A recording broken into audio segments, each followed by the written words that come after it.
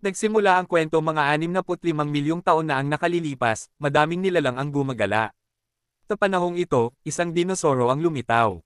Ito ay umatake, at napatakbo sa tubig ang mga hayop, at naabutan ng isa, at nang kakainin niya na ito biglang lumitaw ang isang megalodon at kinain siya, sa kasalukuyan, sa karagatan ng Pilipinas, sa isang cargo ship.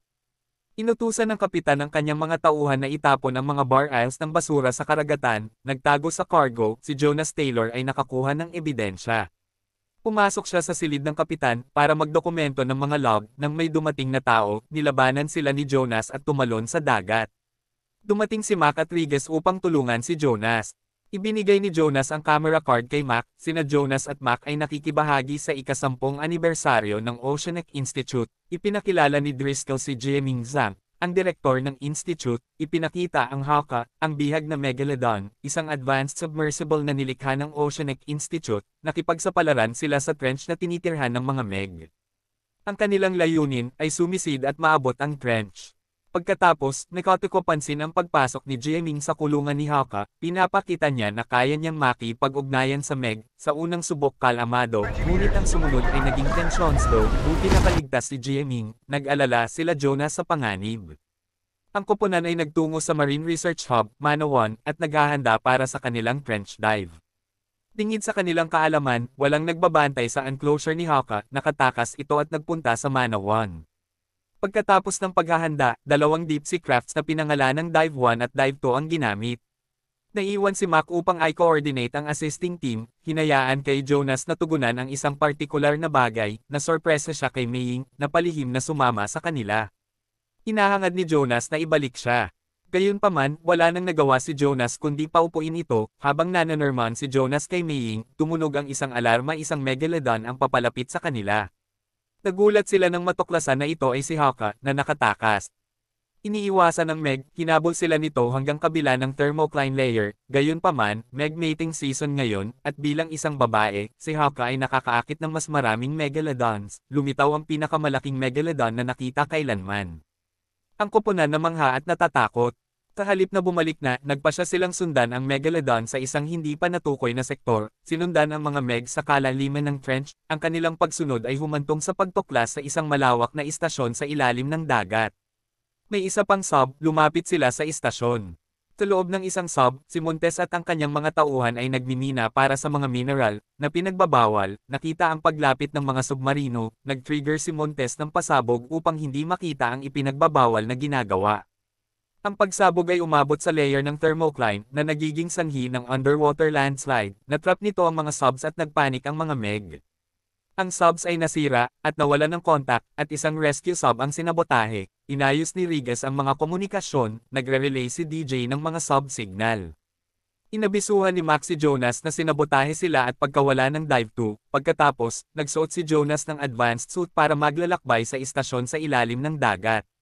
Iniwan ng crew ang sub, binabaybay ang trench at hinanap ang Dive 2. Habang nangunguna si Jonas, lumabas sina Jieming, ng kompleto na nagpatuloy sila sa istasyon, at namangha sa trench. Sa Manawan, inutusan ni Max sina DJ at Jess na mapagbantay bago sila umalis. Sa trench, bigla ang pagkawala ni Lance, na helmet na lang ang naiwan, nagpatuloy ang koponan, nakita nila ang maraming nilalang sa dagat na papunta. Sa kanila, nahuli ang isang piloto, nabasag ang kanyang helmet, natakot sila sa flare ni Jieming, ngunit naakit niya Meg, tumakbo sila sa istasyon, tinulak ni Sal si Jieming paglapit ng Meg, at nilamon siya, nakarating ang grupo sa istasyon. Nagawa ni Jonas na isara ang pinto, ngunit nabitak ang helmet ni Curtis, na nagdulot ng pagsabog, at ang natitirang mga miyembro ay nanunood sa kawalan ng pag-asa. Hinubad nila ang kanilang mga suit, naggalugad hanggang sa mahanap ang mga mineral ng mga minero. Pinaandar ni Mei ang computer ng istasyon, kumonekta sa Manawan. Natanggap ni Jess ang signal, na inihayag ang daan papunta sa emergency escape pod. Patungo sa hilaga, nakaharap sila sa isang saradong gate, na buksan nila ito. Sa loob, sinuri nila ang mga escape pod.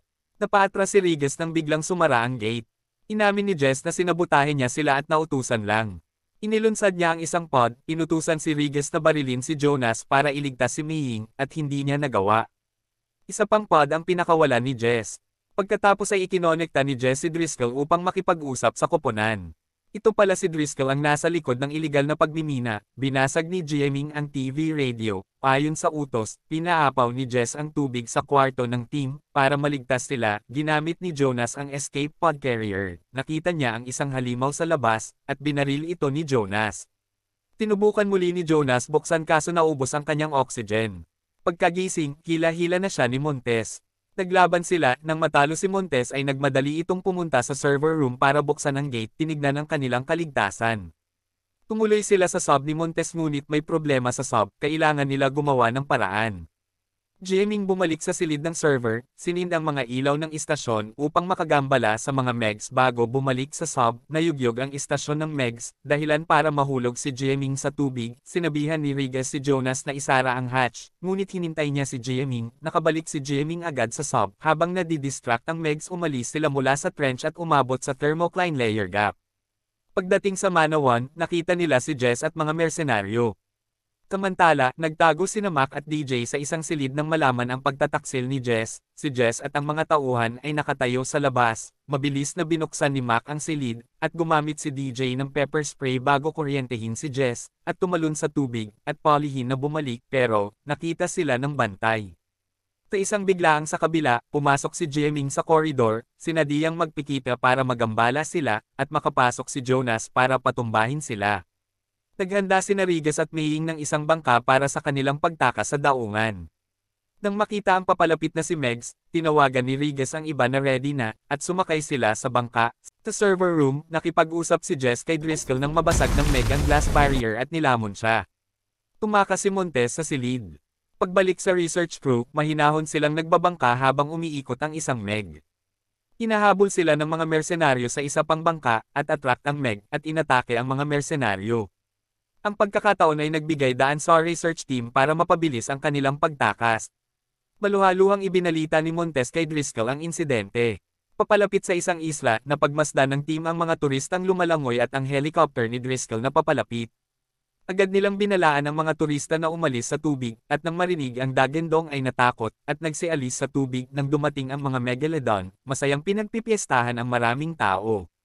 Samantala, lumapag sina Driscoll sa isla at inutusan si Montes na tugisin sila Jonas. Bigla silang tinambangan ng mga Nothosaurus na nagresulta sa pagkamatay ng mga mersenaryo.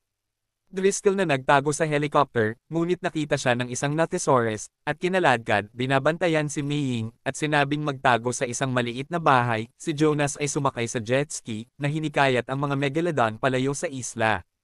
Habang nakikipaghabulan si Jonas sa Megs, sina Jieming at Mac ay nag-scout para sa mga pampasabog ngunit nahuli ng mga mersenaryo, at sina Rigas at DJ ay hinahabol ng Nothosaurus. Nang makita ang Nothosaurus sa labas, pinalo ang tiyan ni DJ. Naging dahilan ito upang umatras si DJ, na hindi sinasadyang nag-trigger ang gate lifting button. Tinasamantala ang pagkakataon, tumakas ang koponan nang nagsimula ang kaguluhan, ang Nothosaurus inatake ang mga mersenaryo, na nagtapos sa isang pagsabog.